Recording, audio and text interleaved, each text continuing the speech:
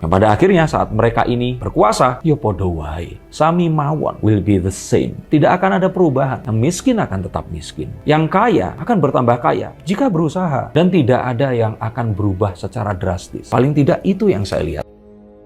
Panas, ramalan duo Denny terbukti. Kondisi Indonesia akan lebih baik jika dipimpin Anies adalah mimpi. Dia akan jadikan negeri ini mundur dari era Jokowi lewat fakta nyata ini. Ditulis oleh tim redaksi jurnal, dikutip dari berbagai sumber. Wong ngurusin Kali Ciliwung aja nggak bisa, gitu kok mau ngurusin negara. Bisa ampiar Indonesia.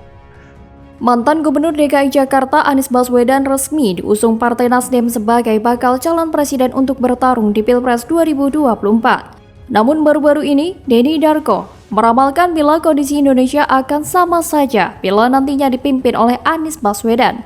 Hal tersebut disampaikan Denny Darko lewat unggahan kanal YouTube miliknya. Bahkan terkait lapangan pekerjaan lebih banyak, sang peramal menyebut seperti ngimpi saja.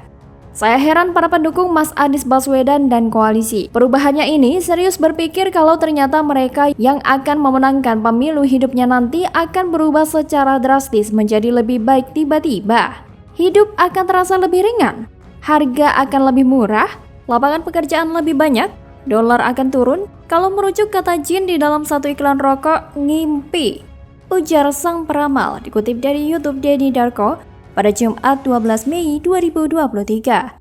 Seperti yang diketahui, pada tahun 2024 Indonesia akan mengadakan pesta demokrasi, yakni pemilihan umum.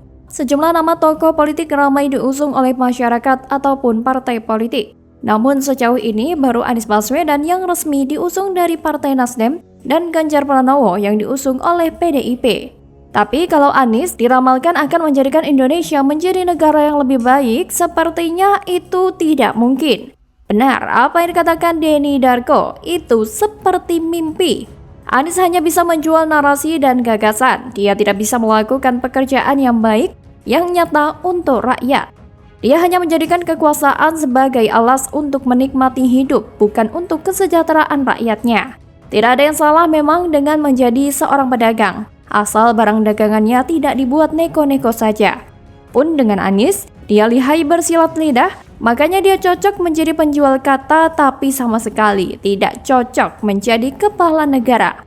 Seperti yang diungkapkan oleh politikus senior Zulfan Lindan, bahwa Indonesia bukan sosok yang dicari, bahwa Anies bukan sosok yang dicari untuk melanjutkan program Jokowi untuk meraih peringkat Indonesia maju nanti.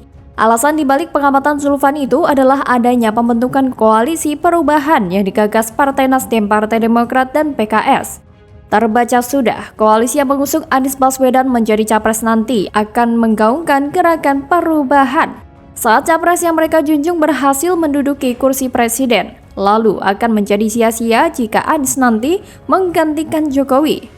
Jelas sekali semua akan dilakukan perubahan sesuai apa yang dicanangkan koalisi mereka. Padahal yang sedang dibutuhkan negara ini siapa gerangan yang akan melanjutkan perjuangan Jokowi untuk mengganti status Indonesia sebagai negara berkembang menjadi negara maju. Makanya Zulfan mengatakan ada kemungkinan jika Anies yang menggantikan posisi Jokowi nanti, program yang sudah mati-matian digarap Jokowi untuk mewujudkan Indonesia maju akan berakhir sia-sia.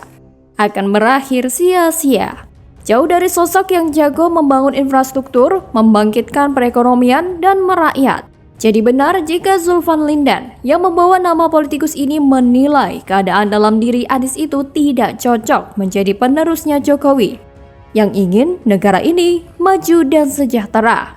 Selain itu, Anies juga dekat dengan Cendana, dan kedekatan itu sepertinya akan berlanjut hingga Pilpres 2024 mendatang.